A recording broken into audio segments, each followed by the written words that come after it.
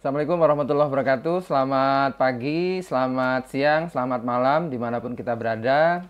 Kali ini kita ketemu lagi dalam Sempu Podcast edisi spesial Hari Ulang Tahun Daerah Istimewa Yogyakarta yang ke-270 bersama dengan saya, Tantowi Johari, dan rekan saya, Mbak Ria. Bu Ria. Oh iya, Mbak Ria kayaknya terkesan iya, Bu Ria ya, Bu Ria. Baik. Jadi kita akan menemani teman-teman sekalian, Sobat Podcast. Jadi tagline dan tema kita hari ini adalah keistimewaan, kemudian pemberdayaan masyarakat, dan pengembangan kompetensi SDM aparatur. Dan hari ini telah hadir spesial juga, karena ini podcastnya spesial, maka narasumbernya juga sangat spesial ya, Bu Ria. Baik. Sobat Sempu, kita akan menyimak dua narasumber kita hari ini. Karena istimewa, maka narasumbernya juga mirunggan katanya. Mirunggan. Yang pertama, Gusti Kanjeng Ratu Bendoro Sugeng Enjang Bendoro matur nuwun sudah rawuh di sini. Salah satu dari jabatan beliau adalah, karena sangat banyak. Salah satunya adalah sebagai Ketua Badan Promosi Pariwisata DIY. Jadi mungkin nanti pariwisata ini yang salah satu akan kita kulik gitu nih, Pak Win ya. Menika narasumber pertama, dan kemudian yang kedua Sugeng Enjang Gus Baha. Sugeng Enjang. Kita panggilnya Gus Baha ya. Baha Uden Niko adalah dosen, pakar sejarah dan akademisi dari Universitas Gadjah Mada. Dan salah satu poin yang nanti kita akan dengar dari beliau adalah bagaimana perspektif dalam hal nilai keistimewaan Niko secara sosial dan beberapa aspek atau pilar lainnya. Gitu ya, Gus Bahan. Siap. Kira-kira Niko, Pak Owi, dua narasumber mirunggan kita hari ini. Baik, jadi kaitannya dengan tema kita tadi, yaitu keistimewaan, pemberdayaan masyarakat, dan pengembangan kompetensi SDM. Kita akan bagi dulu nih dari keistimewaan dulu yang kita mau bahas. Mungkin mohon izin langsung ke Pak Baha dulu, karena Pak Baha sebagai pakar sejarah, tentu kita perlu menggali dulu nih dari sisi, kita sering mendengar DIY itu istimewa, ya, keistimewaan daerah istimewa Yogyakarta. Mungkin kita mohon nih diberikan insight, cerita gitu, gimana sih DIY itu kok bisa disebut daerah istimewa? Baik, selamat pagi Sobat Sempu semuanya. Dalam Undang-Undang Keistimewaan nomor 13 tahun 2012 itu disebutkan bahwa Yogyakarta itu istimewa karena sejarah dan asal usulnya.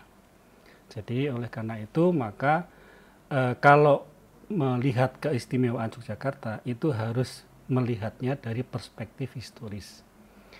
Nah, Yogyakarta itu dalam konteks historis pada masa kolonial itu disebut wilayahnya sebagai Vorsten Landen atau wilayah kerajaan yang mempunyai hak otonomi, berbeda dengan wilayah gubernemen yang tidak memiliki hak otonomi. Nah, dari sini saja sebenarnya sudah istimewa karena kedudukannya. Kemudian nanti ketika masa pendudukan Jepang itu berubah statusnya, meskipun namanya berubah, tetapi statusnya tetap sama, yaitu namanya menjadi koti, yang namanya juga daerah istimewa. Nah, kedudukannya itu sebagai Landskapen atau daerah swapraja. Nah, pada masa kolonial itu ada sekitar 250 wilayah swapraja ini. Jadi kerajaan-kerajaan yang ada di wilayah Hindia Belanda itu sampai akhir periode Hindia Belanda itu ada sekitar 250. Nah, tetapi itu kemudian nanti ketika memasuki periode kemerdekaan, nah disitulah sebenarnya masa yang sangat menentukan dari 250 wilayah ini. Nah, yang diambil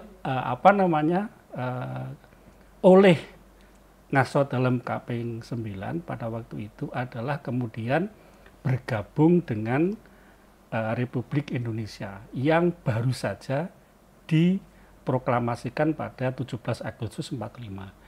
Jadi tadi sudah saya katakan jauh sebelum kemerdekaan Yogyakarta itu sudah eksis, ya sudah sudah punya pemerintahan sendiri, wilayah sendiri, rakyat sendiri dan sebagainya. Nah, ketika terjadi kemerdekaan Indonesia 45, ada berbagai berbagai keputusan yang diambil dari 250 tadi. Ada yang menolak, ada yang wait and see, ada yang tidak mengambil apa-apa gitu kan. Nah, yang diambil keputusan oleh Sultan Hamengkubuwono ke-9 dan juga Gusti Pakualam ke-8 pada waktu itu adalah bergabung dengan Republik Indonesia. Dan itu dibuktikan pertama dengan mengirimkan kawat pada tanggal 18 Agustus 45 kepada Soekarno dan Hatta yang isinya mengucapkan selamat atas proklamasi kemerdekaan Indonesia. Kemudian sehari kemudian Sultan mengirimkan juga kawat lagi yang berisi ucapan selamat kepada Soekarno karena terpilih sebagai presiden. Nah, kemudian yang paling penting dari sikap Yogyakarta pada waktu itu adalah ketika pada tanggal 5 September 45 Sultan dan Pakualam ke-8 itu mengeluarkan yang disebut Amanat 5 September. Nah, disitulah Yogyakarta menyatakan sebagai bagian dari RI yang berkedudukan sebagai daerah istimewa. Kemudian sehari setelahnya 6 September pemerintah Indonesia memberikan jawaban. Sebenarnya setelah Sultan dan Pakualam 8 itu mengucapkan selamat kawat tadi, sebenarnya Soekarno sudah membuat jawaban, tapi ditahan karena Sultan belum menyatakan sebenarnya bagaimana posisi Yogyakarta. Kan pada tanggal 18 itu hanya sekedar ucapan selamat saja. Nah, begitu Sultan dan Pakualam ke-8 itu mengeluarkan Amanat 5 September yang isinya sebenarnya adalah posisi Yogyakarta dalam bingkai keindonesiaan, maka kemudian yang kemudian disebut dokumen itu sebagai piagam kedudukan itu diserahkan tanggal 6 September itu. Dan itu disitulah kemudian menempatkan Yogyakarta sebagai bagian dari RI yang berkedudukan sebagai daerah istimewa.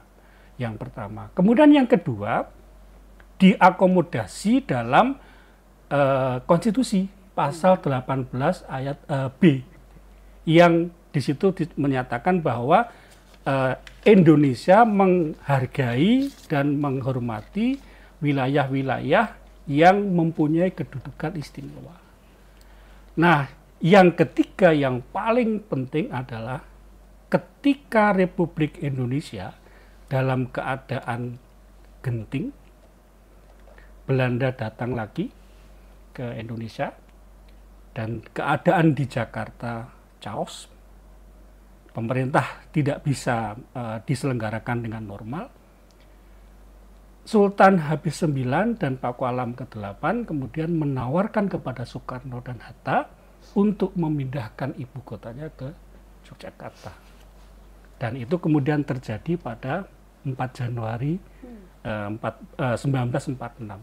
Dan sejak saat itu Yogyakarta menjadi ibu kota Republik Indonesia sampai nanti Desember 1949. Dus artinya pada periode yang tidak menentu akan nasib Republik Indonesia, nah disitulah Yogyakarta itu sebagai ibu asuhnya Republik Indonesia.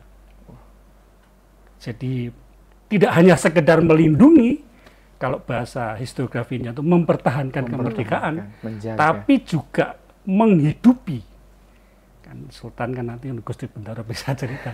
Sultan juga memberi fasilitas semua yang diperlukan oleh RI untuk mempertahankan kemerdekaannya itu difasilitasi oleh Yogyakarta.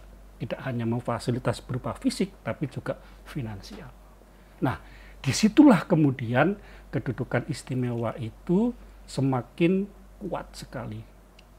Jadi peran Yogyakarta dalam keindonesiaan itu menjadi salah satu fondasi penting bagi keistimewaan Yogyakarta.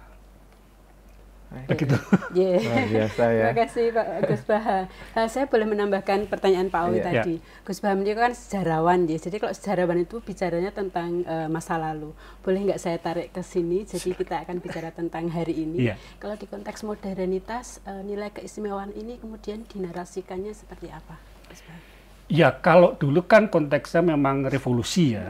Jadi bagaimana menjaga negara yang baru lahir itu agar bisa eksis, bertahan, dan kemudian melakukan aktivitas politik dan sebagainya. Nah, kalau sekarang tentu zamannya berbeda. Jadi keistimewaan itu kalau sekarang lebih kepada bagaimana Yogyakarta itu sebagai pusat kebudayaan Jawa itu betul-betul tidak hanya sekedar mempertahankan, melestarikan, tapi juga harus mengembangkan diri sebagai pusat kebudayaan Jawa, bahkan saya pikir menjadi peradaban, pusat peradaban dunia, salah satunya adalah Yogyakarta itu. Jadi perannya saya kira konteksnya harus tidak hanya sekedar Indonesia lagi, tapi harus ditarik pada tingkat global. Dan kalau dalam konteks internal di Yogyakarta adalah, ya kalau dulu musuhnya itu Belanda, nah sekarang adalah musuhnya adalah bagaimana pendidikan dan meningkatkan kesejahteraan masyarakat. Saya pikir itu lebih konteks kekiniannya adalah itu tantangannya. Antara kekunoan dan kekinian. Kekunoan dan kekinian ya, sejarah dan kekinian. Dan itu menarik dari sisi sejarah dan tentu kita perlu sekali mendapatkan sebuah informasi yang penting dari Gusti Bendoro kaitannya dengan mungkin informasi yang mungkin tidak masyarakat umum bisa dapatkan. Ini kaitannya dengan keistimewaan tadi dan kemudian bagaimana bisa mengaitkan dengan konteks modern saat ini. Mungkin dipersilakan. Ya, terima kasih. Tentunya tadi bagaimana mengkoneksikan yang katanya kuno dengan kekinian gitu ya. Tentu dari Undang-Undang Keistimewaan itu lahir juga atau disupport juga dengan yang disebut dana keistimewaan, di mana setiap daerah yang berlabelkan khusus dan istimewa itu memang memiliki dana tersebut. Nah, dana keistimewaan ini kan memang menjangkau cukup banyak hal gitu. Tetapi memang akhirnya porsi yang ada di ranah Keraton Yogyakarta itu bagaimana kami menggunakannya dengan hati-hati untuk mengembalikan narasi-narasi sejarah tempo dulu yang memang akhirnya memudar dengan zaman begitu. Contohnya saja tadi kalau pembahasan perihal perjalanan waktu gitu ya tadi ya, Mas Baha. Nah ini di saat ini kami sedang ada namanya pameran temporer Hamong Negari, di mana itu baru dibuka kemarin tanggal 7 Maret dan ini akan sampai Agustus. Nah, Hamong Negari ini membahas tentang aparatur negari Ngayogyakarta Hadiningrat gitu. Jadi di situ tadi ada perubahan peta zaman dulu seperti apa. Dulu itu Yogyakarta kota itu nggak ada begitu ya. Adanya kabupaten Kabupaten Yogyakarta. Itu malah di Sleman. Sleman nggak ada itu. Nah, jadi ada perubahan-perubahan seperti itu yang cukup menarik dan itu kami hadirkan. Ini juga menegaskan bahwa Yogyakarta itu sebuah negara yang sudah dibilang maju begitu pada waktu itu dengan pemerintahannya sendiri.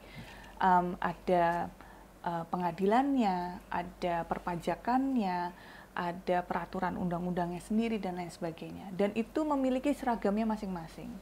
Jadi kami tunjukkan itu. Nah, ini salah satu contoh di mana kami mencoba melahirkan kembali cerita-cerita sejarah yang tadi kalau diceritakan begitu saja kayaknya nggak akan masuk ke teman-teman milenial dan generasi Z gitu. Sehingga kami menunjukkan sekarang dengan tema pameran temporer dan juga besok tanggal 12 Maret dan 13 Maret ini ada simposium Jawa yang memang fokus terhadap aparatur negara ini gitu. Sehingga penggunaan dana keistimewaan itu selain untuk memperlama atau mempertahankan bangunan-bangunan yang ada di keraton sebagai cagar budaya, begitu ya. Tentunya juga bagaimana kita melahirkan kembali kajian-kajian tentang sejarah. Bahkan mungkin kalau tadi diceritakan, oh ya serangan umum 1 Maret gitu ya. Orang Jakarta, orang luar Jogja masih belum tentu dengar dengan serangan umum 1 Maret. Apalagi kita membahas tentang prajurit hantu langit ya Pak? Hantu laut. Hantu laut ya. Itu juga orang masih belum dengar gitu apa kan. Itu ya? Gitu. Nah, apa itu gitu kan. Ternyata itu adalah bagaimana selama kependudukan, selama Indonesia, ibu kota itu pindah di Jogja, itu kan masih banyak serangan-serangan dari Belanda. Nah ini diprakarsai oleh Nusa Dalem ke-9 yang semua pangeran-pangeran dan terah yang ada di keraton itu memimpin pasukan-pasukan di saat malam hari kayak sniper gitu. Oh, kayak pasukan siluman. Pasukan siluman gitu ya. Siluman. Jadi seperti itu, bagaimana untuk mempertahankan dan menjaga bahwa Republik Indonesia itu tetap ada. Bahkan juga gerakan serangan umum 1 Maret itu yang menginisiasi dan lain sebagainya. Cerita-cerita ini kan tidak banyak didengar lagi begitu, sehingga kami ini. Dan juga begitu bagaimana manuskrip-manuskrip yang lampau itu kita lahirkan dalam bentuk sendera tari, dalam bentuk yang memang lebih mudah dicerna oleh teman-teman, dalam bentuk tur, dalam bentuk apapun itu gitu ya. Sehingga tadi itu sejarah selama ini gitu ya, sejarah kita itu kan terpotong dengan hilangnya manuskrip kita dibawa oleh Raffles gitu ya. Itu terpotong narasi ceritanya. Nah, begitu sudah merdeka, Republik Indonesia sudah merdeka, ada juga narasi yang terpotong begitu. Sehingga ini bagaimana kita menggabungkan secara luas supaya masyarakat Yogyakarta dan juga sekitarnya Indonesia mengetahui bahwa kita itu nggak kalah kok dengan negara-negara lain. Kita luar biasa. Jadi kami itu punya dawuh dari Nusa Dalem untuk bagaimana, karena orang selalu mengatakan budaya atau sejarah itu kuno. Nah, bagaimana kita harus merepackaging supaya tidak terlihat kuno. Karena sebenarnya budaya dan sejarah itu nggak ada umurnya gitu ya, timeless gitu ya. Tetapi hanya packagingnya saja, cara penyampaiannya saja yang kuno. Sehingga kami coba hadir dengan packaging yang baru. Begitu. Baik ya, jadi luar biasa sekali. Jadi bagaimana sejarah masa lampau itu artinya divisualisasikan ya ke dalam konteks kekinian, sehingga mudah diterima oleh generasi saat ini ya, milenial, generasi Z, dan kemudian tadi ibarat sebuah puzzle ya. Jadi ada puzzle-puzzle yang kemudian hilang dan coba untuk dirangkai hingga menjadi sebuah satu kesatuan, yaitu peradaban Yogyakarta yang luar biasa, yang tadi tidak hanya dari Jogja untuk Indonesia, tapi dari Jogja untuk dunia. Menarik sekali. Kemudian mungkin yang menarik di sini bahwa kalau kita bicara keistimewaan memang nggak ada habisnya ya, padahal kita punya 3 tema di sini. Mungkin saya langsung kembali bertanya kepada Gusti Bendoro kaitannya dengan pemberdayaan masyarakat, gitu, bahwa sejauh mana peran keraton dalam hal ini dalam konteks pemberdayaan masyarakat, dan tadi juga mungkin disinggung kaitannya dengan pariwisata. Mungkin bisa dijelaskan lebih lanjut. Siap. Gusti. Mungkin saya lebih ke personal keluarga inti dulu gitu ya. Jadi untuk kepemberdayaan masyarakat itu yang pasti semua dari Putra Dalem gitu ya. Kami berlima memiliki 1 tugas di keraton, kedua pekerjaan ya di luar, dan yang ketiga adalah bagaimana kami terjun kepada masyarakat. Semua 5 Putra Dalem itu memiliki kapasitasnya masing-masing dengan organisasinya masing-masing. Contohnya Gusti Mangkubumi dengan Pramuka, dengan Kadin dan lain sebagainya. Kakak saya nomor 4 dengan Karang Taruna dan lain sebagainya. Kakak saya juga nomor 2 dulu mantan ketua Karang Taruna. Sekarang memang lebih banyak fokus kepada RDU karena dulu sempat tertinggal gitu ya. Beliau yang mewariskan RDU. RDU itu adalah Rekso Dyah Utami.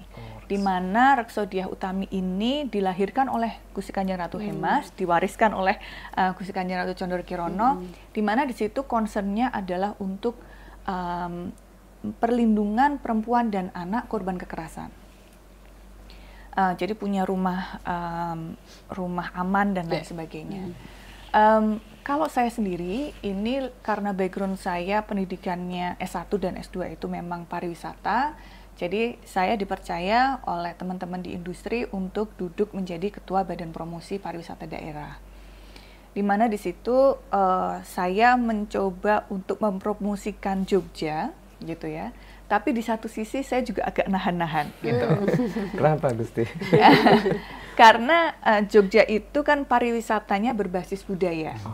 Dan tidak semua budaya itu doable istilahnya ya, atau bisa dijual gitu. Istilahnya Kak saya yang banyak digunakan sekarang adalah doable. Doable.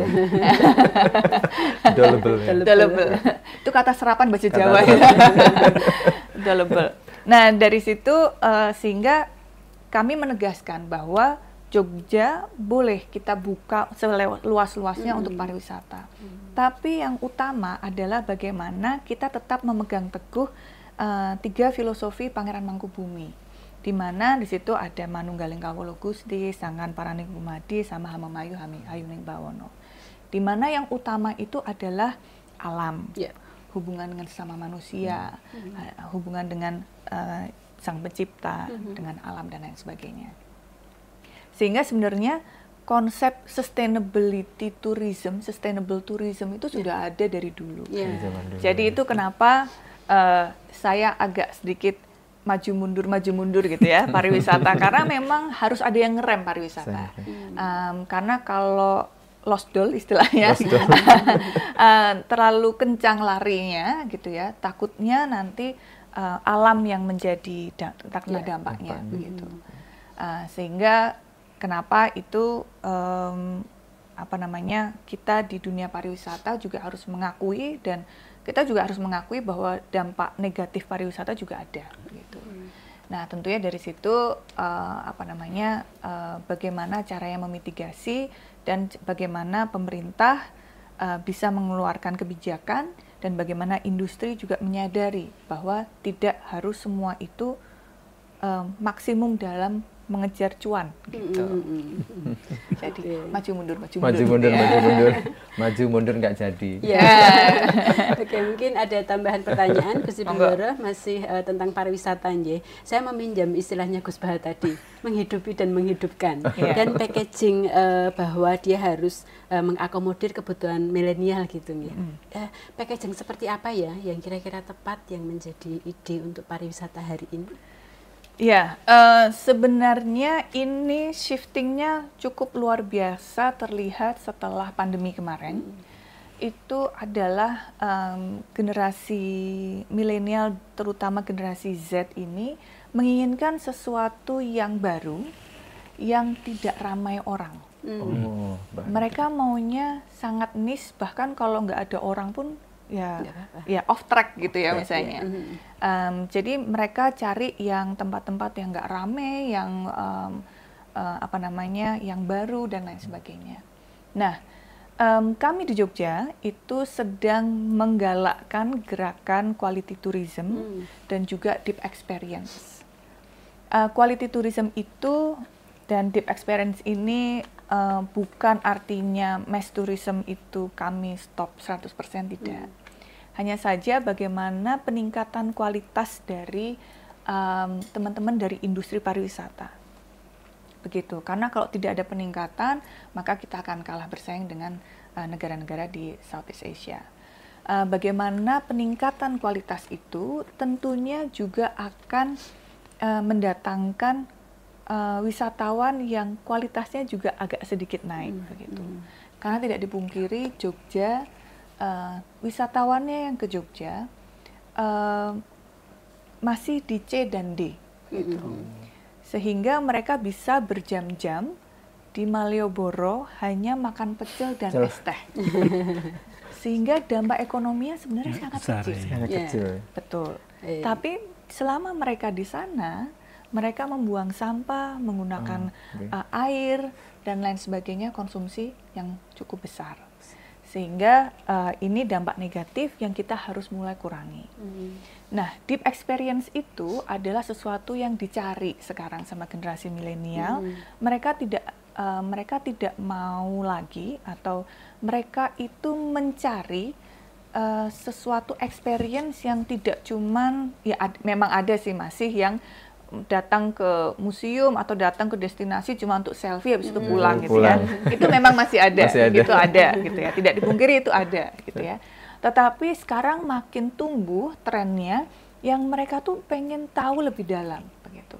Bahkan mereka mau kok ke museum yang kan biasanya orang bilang Gen Z itu jauh dari museum, jauh dari sejarah. Sebenarnya mereka mau datang ke museum selama ada edukator yang berani menjelaskan secara dalam, begitu. Dalam ceritanya, karena mereka akan tanya, karena curiosity-nya mereka itu tinggi sekali, generasi Z itu.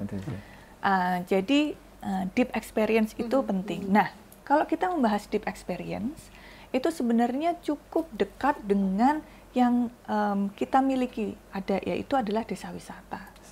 Desa wisata itu sangat-sangat bisa menghadirkan deep experience.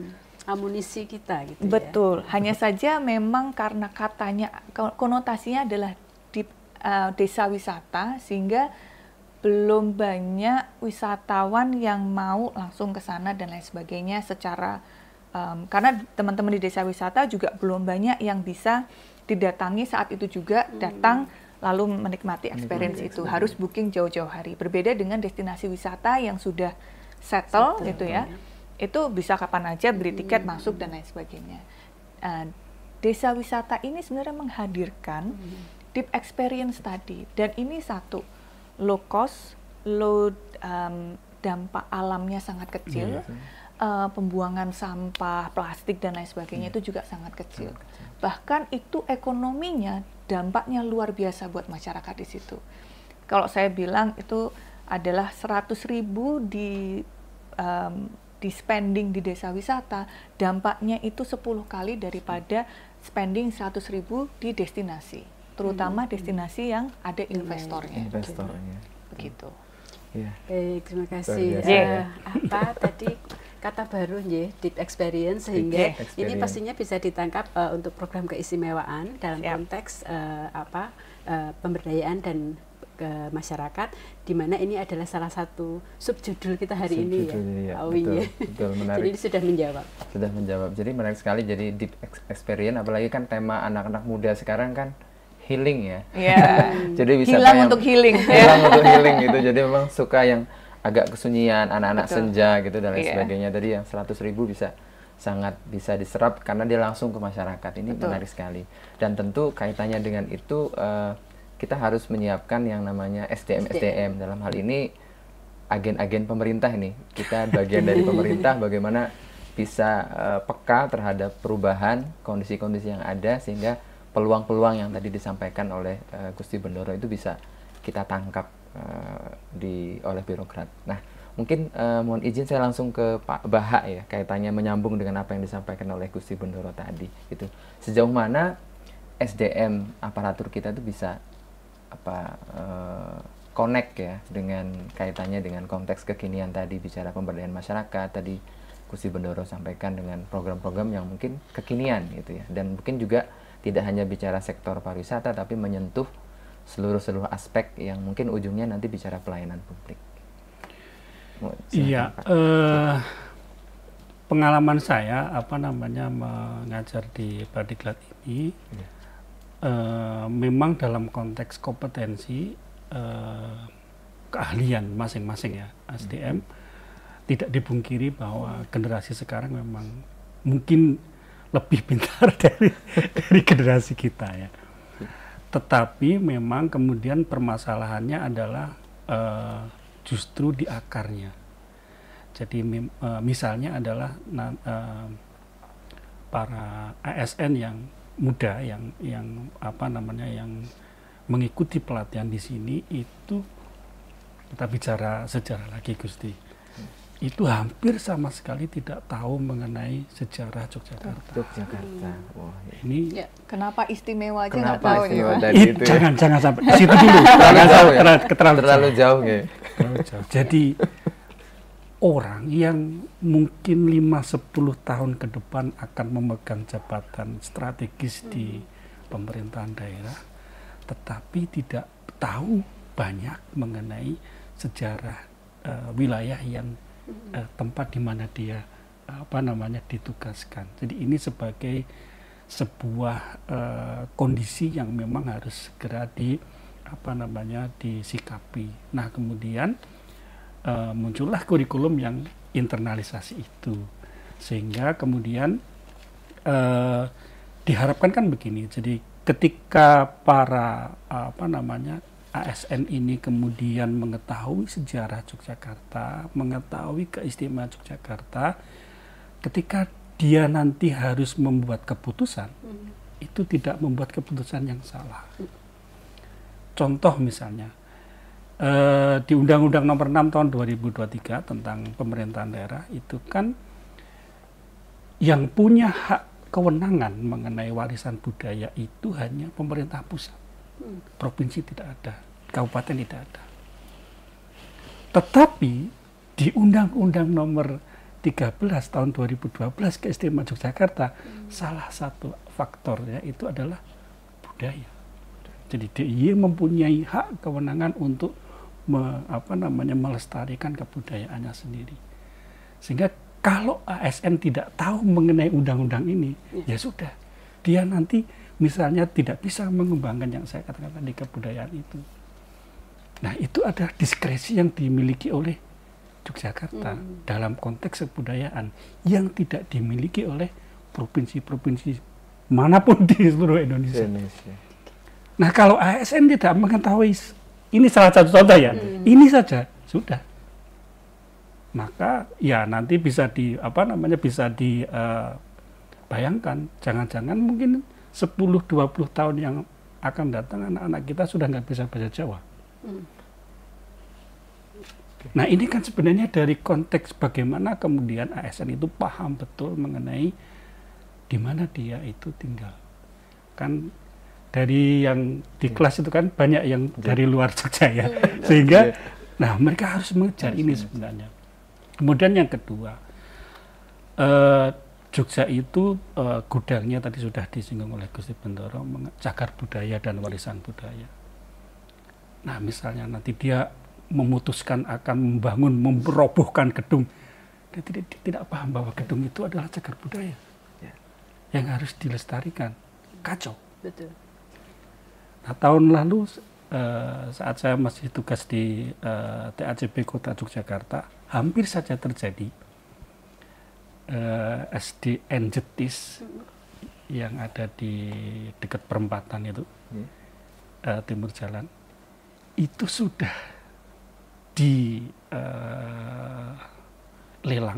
DED-nya sudah muncul, dan 3 bulan kemudian sudah akan dirobohkan.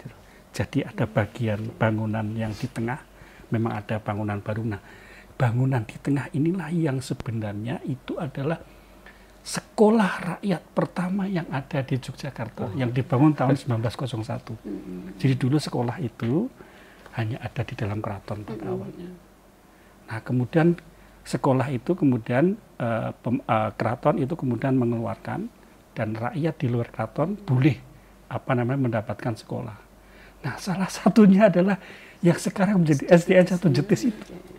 Satu lagi di Margo Yasan, ada 2. Nah, ini mau dirobohkan. Nah, ini kan sebenarnya kalau orang karena ketidaktahuan.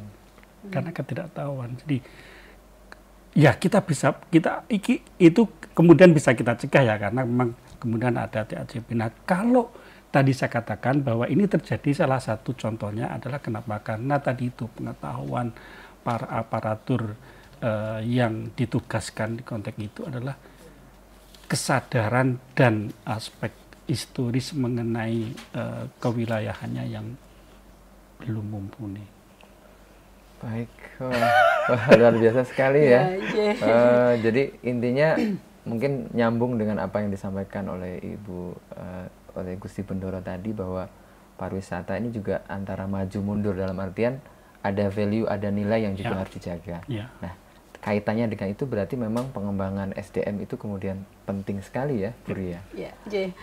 Kemudian kalau mungkin kami boleh minta saran begitu ya. Ini insight dan penegasan mawon Gus, bahwa dengan peran Badan Diklat menika apa ya yang bisa konkret dilakukan supaya konteks sejarah kemudian tradisi Jawa menika tetap masih bisa kita kawal begitu.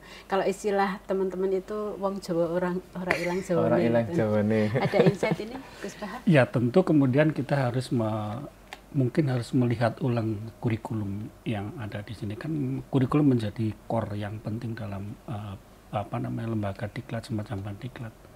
Jadi unsur-unsur tadi yang saya katakan tadi dalam aspek kebudayaan, dalam aspek historis, dalam aspek yang khas dipunyai oleh Yogyakarta itu harus harus dimasukkan, tidak hanya sekedar tahu saja, tapi mungkin juga menggunakan istilah Gusti Bendoro konteksnya harus deep ya, sampai di situ pendalaman, sehingga memang kemudian nanti teman-teman ASN ini tidak hanya sekedar tahu tapi juga paham. Sampai harus paham betul bahwa mereka ditugaskan di wilayah yang istimewa, yang mempunyai kebudayaan istimewa, yang mempunyai heritage yang istimewa yang harus dijaga. Apalagi sekarang misalnya Yogyakarta sumber filosofi sudah diakui dunia. Nah, itu harus hati-hati betul itu, menjaga itu. Kalau enggak ya identitas Yogyakarta itu nanti bisa kalau enggak dijaga ya kita akan kehilangan itu.